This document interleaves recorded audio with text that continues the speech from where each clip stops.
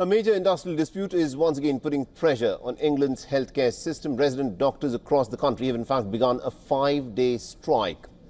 They're walking off the job in protest over years of declining pay. The young doctors gathered outside of London's St. Thomas Hospital early in the day, holding placards and also chanting slogans. The demands a rise in pay as promised.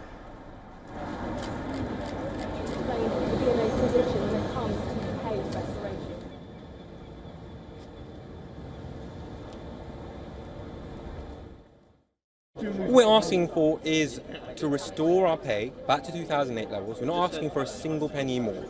And what that would look like is a doctor that's currently paid around £18 an hour. We're asking for that doctor to be paid just over £22 an hour.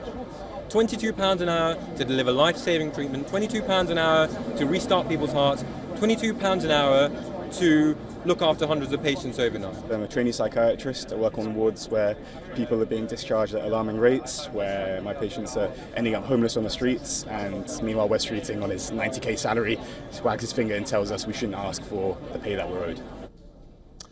Now, Keir Starmer's government is refusing to meet with the demands for higher pay from the British Medical Association, which says that a 5.4% rise was awarded to the resident doctors. Qualified physicians who make up nearly half of the medical workforce does little to undo years of pay erosion. Now, the strike, of course, brings back scenes that were reminiscent of 2023 when high inflation and stagnant wages had led to widespread NHS walkouts, crippling services and causing severe delays in patient care. But this time around, the political backdrop is different. After winning an election last year, Labour quickly reached a settlement with the doctors for a 22% pay rise. But as it grapples with increasingly strained public finances, it has refused to move beyond a 5.4% increase. The Health Secretary, Wes Streeting, has described the strike, and I quote, reckless and needless.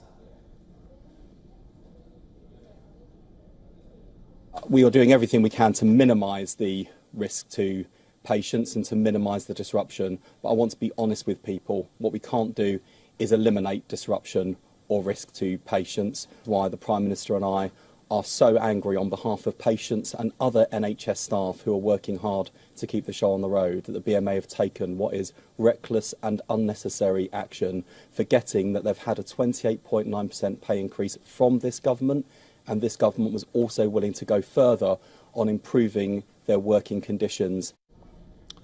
With nearly half of the NHS doctor workforce taking part, the services are expected to face significant disruption over the coming days. And as the Labour government finds itself caught between the union demands and also financial discipline, this dispute may be one of its first major political tests for the Keir Starmer government.